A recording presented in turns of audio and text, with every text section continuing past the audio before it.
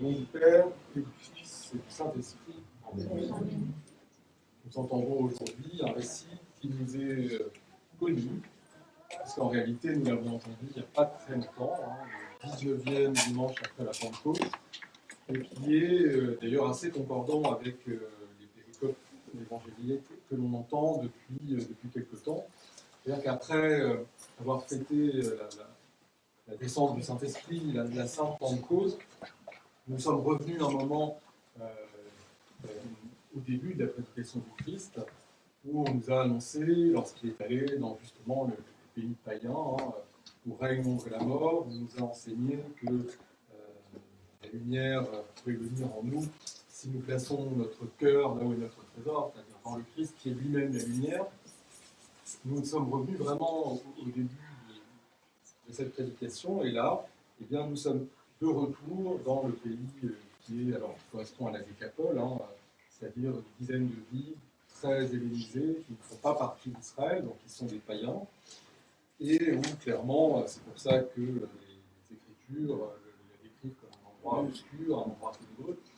C'est tout simplement un endroit qui ignore complètement la loi, qui n'a pas connaissance des prophètes, donc qui ne sait pas, comme l'essentiel du monde, que Dieu a fait alliance avec son peuple, que Dieu est un Dieu unique, et que Dieu va s'incarner, et que Dieu est là pour le salut de l'homme. Alors les gens sont... je viens parler plus fort, oui. Les gens sont complètement dans les ténèbres, pour le coup, et on recourt à autre chose, puisqu'il faut bien avoir une forme de spiritualité, d'espérance, de lien avec le ciel. Donc ils pratiquent l'idolâtrie, c'est-à-dire ils vénèrent des divinités, des esprits dont ils ont peut-être connaissance, dans lesquels ils forment des images, des idoles, des statues, et ils pratiquent des rites qui sont des rites magiques, c'est-à-dire qu'ils utilisent les lois naturelles, l'analogie, un petit peu comme nos sacrements d'ailleurs, mais dans le but de contraindre les esprits dont ils ont connaissance à faire telle ou telle chose. Donc c'est une misère spirituelle immense, et surtout une vie un peu dangereuse, puisque c'est le commerce avec les esprits sous le ciel, et donc le danger d'être possédé par eux, d'être sous une influence qui n'est pas extrêmement sympathique. C'est dans ce pays-là que le Christ va. Et il y va, ce qui est un peu étonnant, puisque nous savons qu'il déclare à plusieurs reprises qu'il est avant toute chose envoyé pour les brebis perdues du troupeau d'Israël, donc parmi les Juifs, et pour une raison simple que j'ai énoncée il y a peu, c'est-à-dire que seuls les Juifs étaient préparés depuis des générations à travers les Écritures, à travers les prophètes, à travers tout cela, à l'alliance, à la venue du Fils de Dieu, à l'arrivée du Messie, et donc elles pouvaient comprendre ce qu'était le Christ, qui était le Christ, pourquoi sa venue, quel était le salut, les voies du repentir. Tout ça leur était tout à fait ouvert et compréhensible, ils étaient préparés. Donc, évidemment, en priorité, le Christ est allé vers eux et a prêché d'abord le repentir, à la suite du précurseur Jean-Baptiste, puis l'ensemble de son message aux Juifs. Mais il va à plusieurs reprises donc faire des incursions, si l'on peut dire, et c'est physiquement et allégoriquement décrit comme il traverse le lac. Il va de l'autre côté, dans ce pays de l'ombre, de l'obscurité, où il n'y a pas connaissance de Dieu, où règnent les esprits. Et donc il y va pour bien jeter les germes de l'Église et du salut du monde. En fait, c'est de nous qu'il s'agit à travers les temps. Nous, les non-juifs, nous, en dehors d'Israël, plutôt le nouvel Israël, bien, le Christ annonce déjà la prédication que le salut va s'étendre. Et quand il arrive là-bas, on voit tout de suite les signes, les indices que nous sommes dans une terre païenne. D'abord, il y a des troupeaux de porcs qui sont menés pour paître. On sait très bien que c'est une infraction à la loi de Moïse. Le porc n'est pas pur, il n'est pas permis de le l'élever, de le consommer. Donc on sait qu'on est là dans un péché. Alors, ils n'en ont pas conscience, bien sûr, parce qu'ils ne sont pas juifs, mais tout de suite on peut se rendre compte qu'il y a ça. Et puis on nous décrit là une scène. Il y a deux hommes qui sont possédés, donc qui sont habités vraiment par les démons, au point que bien l'image divine en eux est totalement défigurée. L'Évangile, là, nous les décrit comme étant extrêmement sauvages et faisant peur à tout le monde, étant dans les cimetières, donc jouant sur la peur, jouant sur la mort, jouant là-dessus, possédés par la force angélique déchue. Et si nous nous souvenons, hein, là c'est Saint Matthieu, mais nous lisons aussi Saint Marc, nous pouvons lire Saint Luc aussi, qui relate le sujet, à un autre moment donc, du temps après Pentecôte. Et nous savons que le récit est un peu plus précis. Alors, il y a quelques différences, il n'y a qu'un seul possédé dans le récit, mais nous savons que l'homme qui est possédé, il a une force surhumaine, il fait peur, il se jette dans les éléments pour se détruire, mais sans succès, on ne peut pas le maîtriser, on ne peut pas l'enchaîner, il est absolument terrifiant. Donc, pareil, il erre parmi les tombes, parmi les morts. Donc, c'est l'image véritablement de l'humanité déchue, de l'humanité défigurée par le péché, par l'éloignement de Dieu, par l'ignorance de Dieu, et qui est complètement prise sous la pensée démoniaque. En réalité, nous savons tout de même qu'il n'y a pas beaucoup d'alternatives en ce qui concerne l'homme. L'homme en lui-même peut faire le choix entre deux types de pensées. Celles qui viennent de Dieu, qui sont lumineuses, des pensées de paix, des pensées qui apportent justement cette lumière de Christ en nous, la paix, la compassion, tout cela, la santé aussi souvent, et les pensées qui viennent du démon, qui apportent la division, la mort, la maladie, le péché, l'agression, etc. Donc nous savons que ces hommes-là n'ont pas connaissance des pensées de Dieu et sont totalement pris par le démon. Nous savons aussi qu'on peut se débarrasser des esprits impurs, et le problème c'est que même après une ascèse, eh bien, lorsque la place est vide, hein, comme cette analogie que le Christ nous donne, hein, un homme qui nettoie sa maison fait partir les démons, et le démon revient avec 7 plus puissants, et là c'est impossible de s'en sortir. Mais une fois la maison vide, effectivement rien n'empêche les démons de revenir et de reprendre possession. Rien n'empêche, sauf la présence de Dieu. Donc là, les démons sont là à cause du mode de vie, à cause de l'ignorance dans lequel le peuple se trouve. Et les démons sont des esprits angéliques. C'est-à-dire qu'ils ont connaissance de la vérité et de la réalité. Ils savent que les personnes divines sont, et ils reconnaissent le Fils incarné, sans difficulté.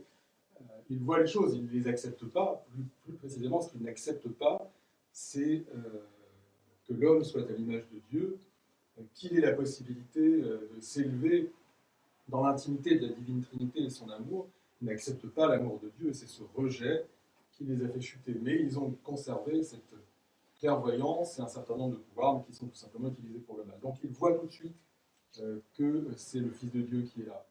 Et alors il est là un peu plus tôt que prévu, puisque ce n'est pas encore de la parousie, il lui adresse cette parole fantastique, qui est de dire « Tu es venu nous tourmenter avant le temps, c'est pas maintenant, on attendait ta venue, donc qu'est-ce que tu vas nous faire ?» Et ils sont malins, ils n'ont pas du tout envie d'être projetés dans l'abîme, ils demandent au Christ d'atterrir dans un troupeau de porcs. Et là aussi c'est intéressant, puisque dans le récit qui nous est fait le 19e dimanche après la Pentecôte, le Christ interroge le démon sur son nom. Et pourquoi ? Parce que le nom, c'est ce qui caractérise la personne. Une fois qu'on a le nom, on a du pouvoir sur l'être qui est en face. Et donc là, sur un être angélique déchu. Et le démon répond « Mon nom est Légion ». C'est-à-dire que Légion, c'est-à-dire qu'ils sont extrêmement nombreux. Une légion romaine, c'est 5 ou 6 000 hommes, hein, je crois. On imagine assez vite le désastre. Et finalement, on sait que c'est bien le cas, puisque là, il y a 2 personnes dans le récit évangélique que nous entendons plus tôt dans l'année, il n'y en a qu'une. Et quand les démons sont effectivement exorcisés par le Christ, eh bien, il y en a suffisamment pour remplir un troupeau de porcs. Donc, ça veut dire qu'ils sont extrêmement nombreux dans ces pauvres êtres possédés. Alors pourquoi ? Parce que probablement, effectivement, ils ne sont pas nécessairement extrêmement courageux, ils s'y mettent à plusieurs, mais aussi pour nous enseigner l'action, effectivement, des pensées perverses qui peuvent nous détruire l'image de Dieu en nous. L'action démoniaque, c'est nous diviser, c'est ce que l'on retrouve à la tour de Babel, c'est l'anti-Pentecôte, c'est nous morceler à l'infini comme ça, nous faire complètement écarteler entre de multiples pensées, entre de multiples souffrances, entre de multiples préoccupations qui sont toutes loin de Dieu. Nous sommes éclatés, nous sommes pulvérisés comme un miroir qui, au lieu de refléter le visage du Christ, se retrouve plein d'éclats, comme le verre composite, il y en a partout. Eh bien, c'est ça, c'est toutes ces pensées démoniaques qui ont envahi ces deux êtres et qui les divisent totalement, qui partent dans le troupeau de porc. Donc, nous voyons là la miséricorde du Christ. Bien sûr, il est là pour chasser l'action démoniaque sur nous, sur l'humanité, sur le monde, et il le fait. Et pour être tout à fait fiable, pour que ces démons ne reviennent pas tourmenter les gens, eh bien, les porcs se jettent de la falaise et ils périssent, et donc les démons disparaissent pour le moment de ce pays. Donc voilà l'action du Christ exorciste qui est là pour commencer sa prédication chez les païens. Et on pourrait se dire, c'est merveilleux, le peuple là va commencer à percevoir qu'il se passe quelque chose, que cet être fantastique est là venu sauver l'humanité, qu'il a le pouvoir sur les démons, ils vont peut-être se convertir, s'approcher de lui, se prosterner en disant Seigneur. Et en réalité, c'est ce qui va se passer, mais seulement, c'est ce que nous racontent les autres évangélistes, pour les personnes qui ont été exorcisées, uniquement eux, qui vont avoir l'œil du cœur ouvert, qui vont se repentir, se prosterner au pied du Christ et se convertir et lui demander à le suivre. Mais les autres, et c'est là que c'est totalement extraordinaire dans le récit, c'est quand même le seul endroit où ça se produit dans l'Évangile, eh bien, le peuple, au contraire, vient trouver le Christ pour lui demander de partir. Je ne sais pas si vous imaginez, alors peut-être qu'ils n'ont pas conscience qu'il est Dieu, peut-être qu'ils se disent c'est juste un être thaumaturgique, un magicien, quelqu'un de plus puissant que d'autres, mais ils n'en veulent pas. Ils ne veulent pas de Dieu dans leur vie. Et ils le congédient. C'est totalement extraordinaire. Et le Christ, évidemment, étant Dieu, veut la liberté de l'homme. Et voulant la liberté de l'homme, voulant uniquement la synergie, Dieu agissant et l'homme agissant de concert, eh bien il s'en va. Mais il ne laissera pas l'humanité dans les ténèbres. Il va ordonner, selon les récits, aux deux possédés guéris ou à celui qui a été guéri de rester, de ne pas le suivre, et de prêcher la parole de Dieu, la bonne nouvelle, le repentir, de témoigner de ce que Dieu a fait pour lui, pour que plus tard, eh bien, la lumière de l'Esprit Saint se répande. C'est ce qui se passera. Nous savons que la Décapole est devenue totalement chrétienne. On a connu des saints évêques de cet endroit extraordinaire, comme Saint-Pierre d'Égypte, et d'autres avant lui. Et voilà l'œuvre du Christ. Le Christ donc n'a pas abandonné l'humanité, mais pourquoi on nous répéterait encore aujourd'hui, alors que nous avons à un autre moment de l'année, ce récit d'exorcisme? Certainement que les pères ne se sont pas dit, là c'est les grandes vacances, on va quand même faire une boucle et rappeler un certain nombre de choses pour l'année. C'est pas ça. Pourquoi on réentendrait et on réentend ce qui se passe au début de la prédication du Christ, maintenant, juste après la Sainte Pentecôte, alors que nous les avons entendus, ces péricopes évangéliques avant? Ça, c'est une question intéressante. Et bien voilà pourquoi. Parce que dans l'immédiat, on va s'intéresser à ce qui se passe dans la possession et l'exorcisme. La possession par les esprits impurs, par le diable, et la façon dont le Christ va les chasser, eh bien, c'est une sorte d'inversion de la grâce divine. C'est une inversion de la Pentecôte et une inversion de vos saints mystères, ou bien l'inverse.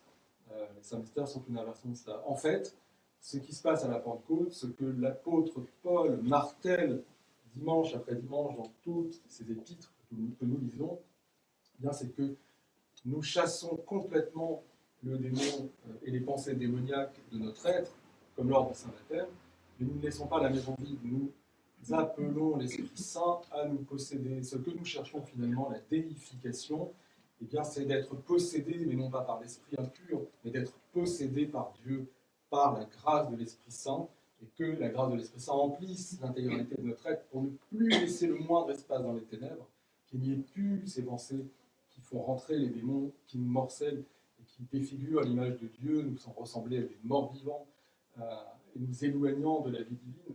Et nous faisons avoir ces réactions qui sont, je suis désolé de le dire, de le confesser, mais quand même très actuelles pour moi. Je pense que c'est l'image de la vie actuelle, à part quelques grands saints, mais finalement, nous avons quand même connaissance de Dieu. Nous savons que, voilà, nous participons à la liturgie, nous prions, etc. Mais dans la vie telle qu'elle est tous les jours, combien de fois je me comporte comme les deux possédés, ou comme plutôt le peuple, qui voit Dieu agir et qui dit « Oula, mais vous, il ne m'aurait pas maintenant, j'ai pas besoin de toi tout de suite dans ma vie, je continue mes affaires avec les porcs, je continue à vivre pour le moment comme ça, on revient plus tard. On revient plus tard pour le salut. C'est ça. Il y a des parts de nous-mêmes dans lesquelles nous ne voulons pas voir Dieu venir nous sauver. Nous ne voulons pas voir Dieu agir, nous ne voulons pas que le Christ fasse la lumière sur des activités que nous avons qui ne sont pas des activités qui viennent de l'Esprit. En tout cas, c'est ce qui se passe dans ma vie. Il y a des moments où je congédie le Christ de ma vie, il n'est pas en permanence là, et c'est pour ça que je ne suis pas en permanence dans l'Esprit Saint. Ça, c'est quand même un avertissement et une description de notre vie. Et comment faire? Comment faire pour que la maison ne reste pas vide? Comment faire pour que nous gardions l'Esprit Saint? Eh bien, c'est ce qui est montré d'abord, les deux procédés, où le procédé rend grâce à Dieu. Donc l'action de grâce permanente, c'est évidemment la réponse que nous pouvons avoir. Nous avons reçu la grâce des énergies divines à créer, nous pouvons les restituer à Dieu. Mais l'autre part, et c'est pour cela aussi qu'on va nous marteler cela dimanche après dimanche, au tout début, comme ça, après la Pentecôte, pour que nous soyons armés pour le temps le plus long de l'année et qui nous permettent d'aller jusqu'au Christ, c'est le repentir. Le repentir nous est possible depuis l'office de la bénédiction, depuis la descente de l'Esprit Saint.